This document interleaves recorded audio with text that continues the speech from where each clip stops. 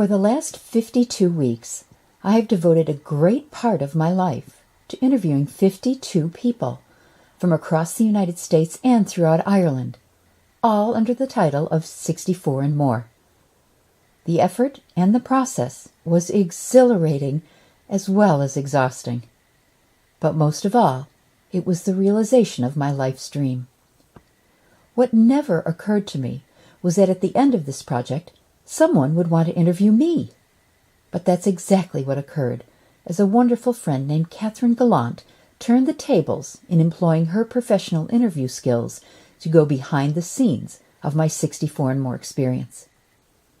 Being on the other side of the camera gave me a whole new respect for my 52 interviewees. It also helped me to realize the truth in the age-old wisdom.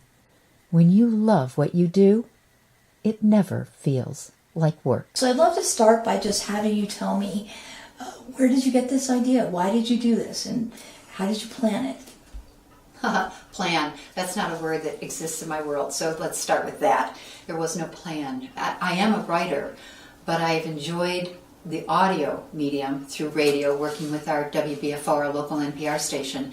And then as I went on and did more videos, I had a videographer who did the technical part, but I loved telling those stories, giving a voice and an image to the stories. Mm-hmm. Something about the prospect of turning 65 last year when I turned 64 was, okay, you've worked hard all your life. I was married when I was 18, a mom when I was 19, never had that experience that a lot of people have of growing up and having their own life at college or working or whatever.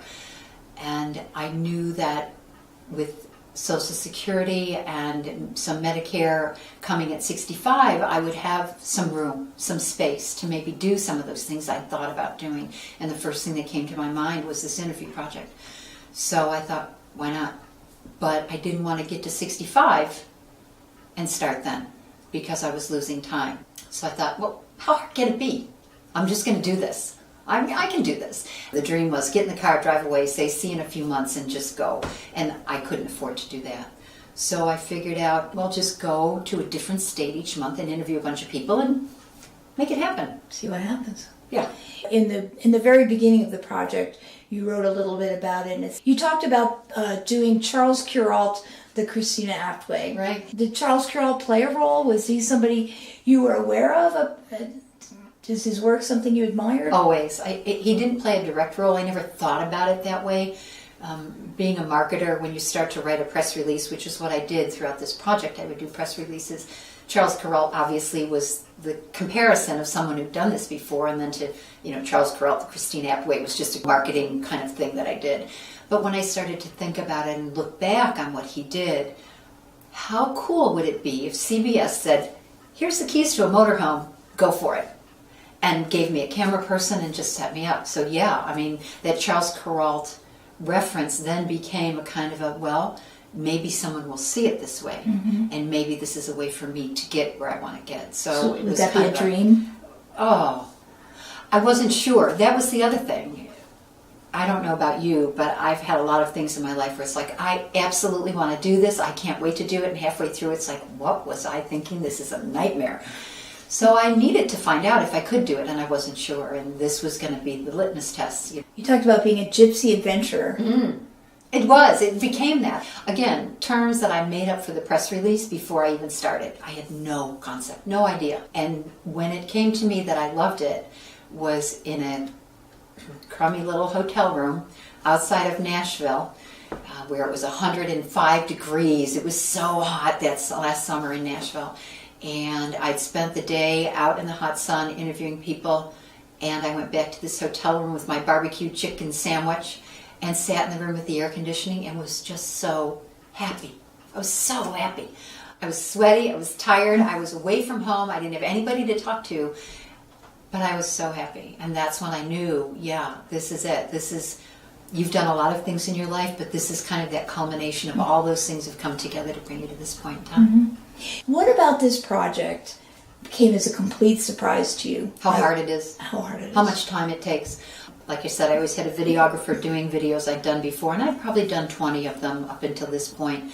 But my part was to find the story, write the voiceover and kind of help produce and direct it. And then my videographer, Mark Odie, we've worked together for years, and he's an expert at picking the right parts of the story, editing and putting it out there. My first interview, I was probably over a week getting just one interview segment done. I'm enjoying the challenge now. In the beginning, I was in tears because it was so hard, and I know what a good video story looks like, and I know what it should sound like. Right. I couldn't get there. And there was no time. Of course, I was flying by the seat of my pants. I decided to do this in November and start on my birthday a month later. So I was feet to the fire. Well, you got to get something out there. You've told people you're going to do this. It was so hard in the beginning. And not only because I didn't know how to do it, but I didn't want to let the people down that were nice enough to say they'd interview, and then all of a sudden I'm putting them out there and they're half in the light, half in the dark, they don't sound right, I'm talking over them. It was exhausting. It was exhausting. Do you think if you'd known then what you know now, would you have done it? No, I don't think so. I probably would have put it off. Because I would have said, you need to go to school, you need to have someone teach you this, because you can't embarrass these people that are nice enough to interview. I mean, when you talk about a global VP of Disney, and Joanne Falletta, an international Philharmonic conductor, symphonic conductor, they didn't think twice about saying yes to my interviews, and they were, I think, 2 and 3 in the list. And Brian's, the VP of Disney, turned out pretty good. Joanne's had sound issues because she's very soft-spoken. I noticed that, yeah. And but yet when she saw them, she came back to me and said, these are wonderful. So people were very kind to me, and I'm grateful because I was beating myself up more than enough. They didn't need to help. I was despondent over those interviews in the beginning. What did you think you might learn? Or what did you hope you might learn? The idea was to interview people who had unique life experiences that could then provide unique life insights because of what they'd learned in their experience. And at the end of the day, when I turned 65, I would have this culmination of all these experiences. Not only for me, though, my hope was that the people who watch these videos would also glean something out of them. What do you think your subjects learned? As I interviewed people, I started to realize the real value of this was that at the end of the day, each person had a story of their life, not only for themselves, but for their families and their generations to come. So this is a series of questions I often ask in the work I do when I'm interviewing people, when I'm asking them about how they became who they became, what they remember from certain points of their life. I call it sort of sense memory.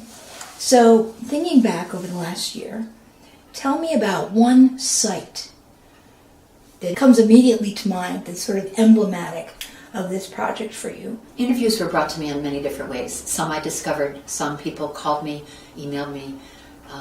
They referenced a friend of mine from Indianapolis who's a very close dear friend, Patty Hughes, suggested a man named Frank Grunwald.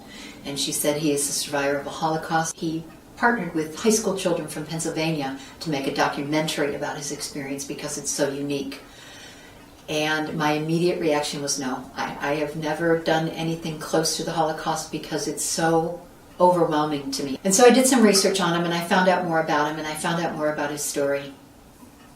And one of the things about this project is to challenge myself, to really become the person that I'm meant to be, discover who that is, and then follow that path. And so I thought, if you really want to tell people stories, you can't be afraid of these stories. You have to be willing to face them as well. And so I went back to my friend Patty and I said, okay, I'm going to do my best, but I'm telling you, I don't know if I can do this. I believe Frank Grunwald and I interviewed for 5 hours. Wow. And he ran the gamut of sad to practical to tearfully emotional to laughter, because that was the gamut of his experience, all the way from growing up where he did with his parents to Auschwitz.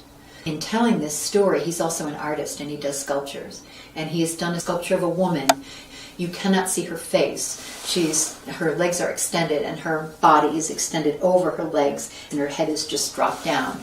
And you can see every vertebrae of her spine as if she's emaciated. That sculpture is sitting in his living room, and I sat with that sculpture to one side of me and Frank Grunwald on the other, and it was one of the most emotionally intense experiences of my life. And when we were done, I was so grateful that I did it, and that he was the person that he is to tell me his story, because his story it wasn't just that it was compelling. It changed my life. It changed me. It changed the way I thought about life and what is possible. That we should never say never. The human spirit is strong.